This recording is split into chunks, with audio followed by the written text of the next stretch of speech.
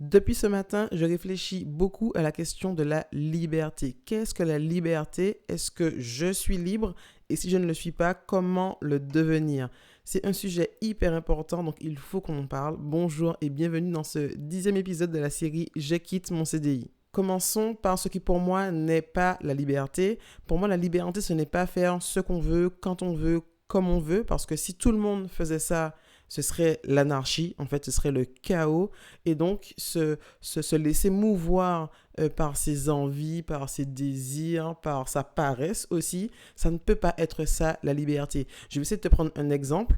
Si tu n'es pas capable de renoncer à un carré de chocolat et que tu voles sur tous les trucs sucrés qu'il y a dans tes placards sans réussir à te retenir, c'est clairement que tu n'es pas libre en fait. Au contraire, tu es esclave du chocolat, tu es esclave du sucre et ça, ce n'est pas de la liberté. C'est être accro, c'est être dépendant, c'est être esclave et c'est donc le contraire littéralement de la liberté. Pour moi, la liberté, c'est extrêmement rattaché, c'est très fortement rattaché à la notion de liberté de choix. Être libre, c'est être libre de choisir. Et pour pouvoir choisir en connaissance de cause, pouvoir choisir librement, il faut la connaissance. Il faut savoir, il faut connaître les différentes options que l'on a face à soi lorsque l'on doit faire un choix. Et si on choisit, si on prend une décision systématiquement par défaut, sans connaître les autres options, sans connaître les tenants et les aboutissants de l'option que l'on choisit, eh bien, on n'est pas réellement libre non plus. Et c'est pour ça que je considère vraiment que la liberté est très, très, très liée à la connaissance. Et vous connaissez peut-être l'expression « mon peuple se meurt faute de connaissance ». Ce n'est pas moi qui le dis, c'est écrit dans la Bible. Et donc, c'est hyper important, en fait, cette notion-là de connaissance. Et en y repensant un peu, je me dis que c'est peut-être pour ça que dès que j'ai commencé à travailler, au bout d'1 an après avoir commencé à travailler, j'ai continué à me former dans plein de domaines différents. Et donc, en 10 ans, j'ai dû suivre près de 15 formations à peu près. Il faudrait une vidéo entière juste pour parler de ça, si ça vous intéresse, il faudra me le dire en commentaire. Et donc, la connaissance, c'est important.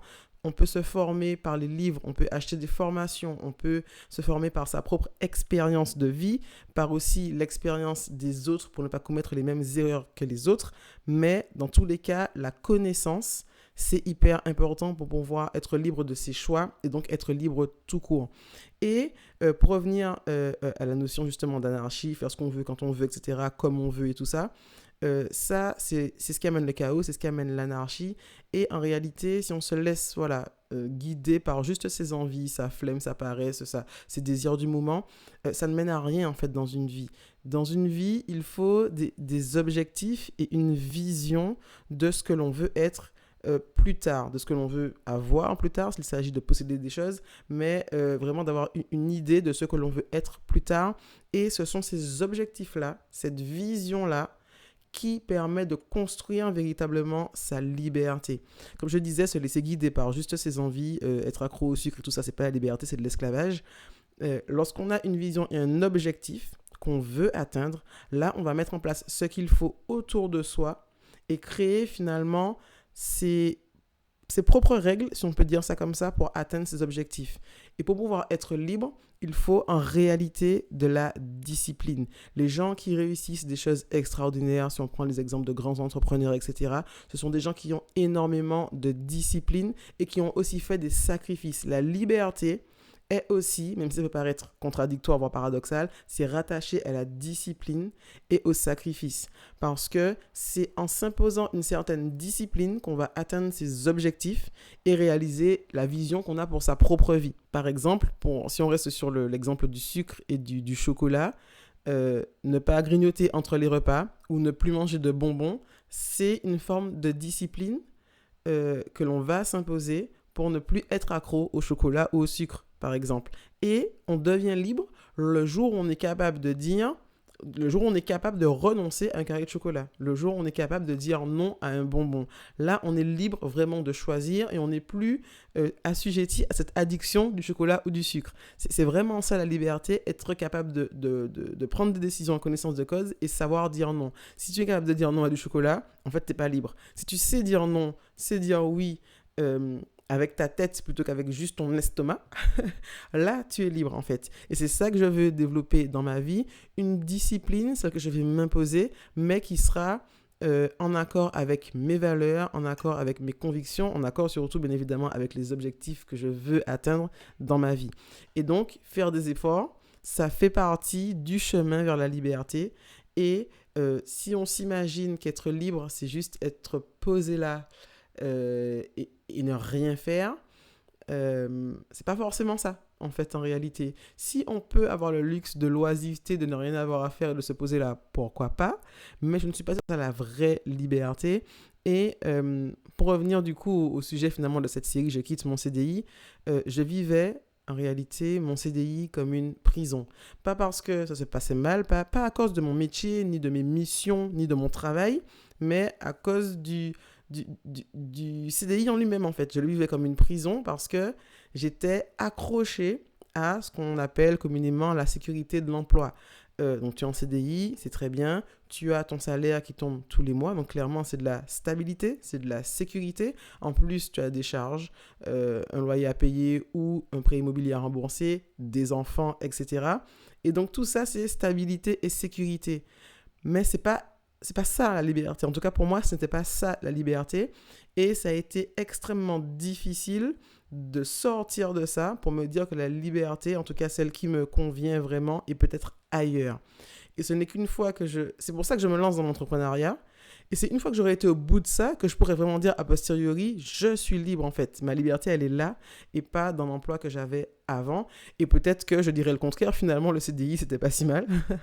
Mais c'est ça en fait, je le vivais comme une prison. Et si tu te sens en prison, si tu te sens esclave de quelque chose, sucre, chocolat comme dans l'exemple, eh bien c'est que tu n'es pas libre. Et donc je suis en train de chercher cette liberté-là, je suis en train de construire cette liberté-là, et il va y avoir des obstacles. Il y en a déjà en fait, il faudra qu'on en reparle après. Il va y avoir des obstacles, il va y avoir des difficultés, il va falloir avoir de la discipline et pas juste se laisser couler comme ça et suivre le fil de l'eau, se laisser pousser par le vent. Donc la liberté passe par la discipline, se battre en fait pour obtenir ce qu'on veut.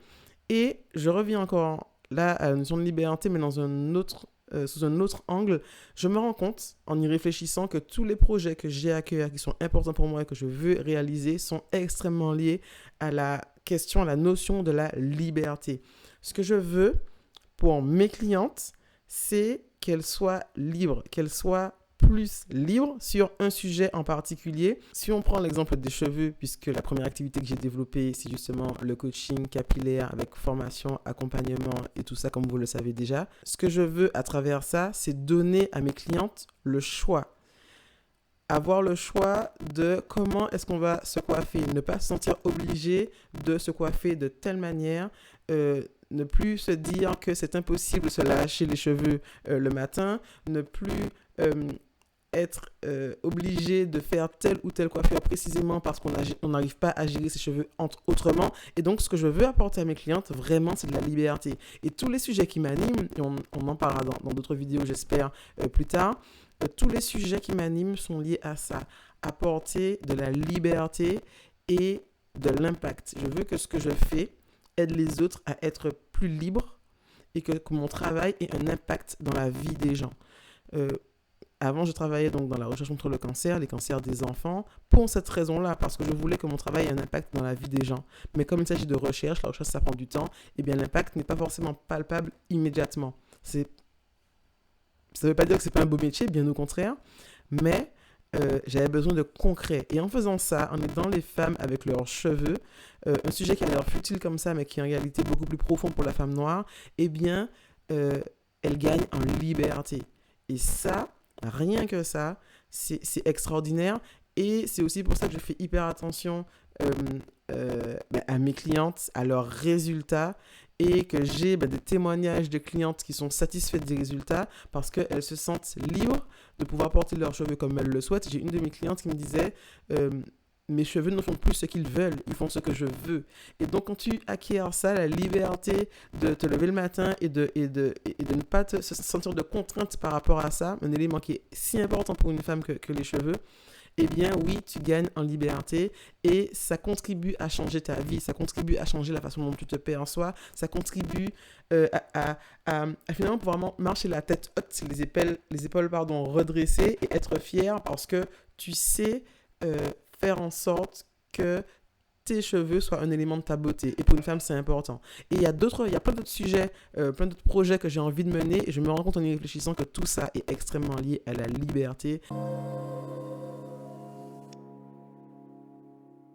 Et donc, c'est ça, liberté et impact, c'est ce que je veux.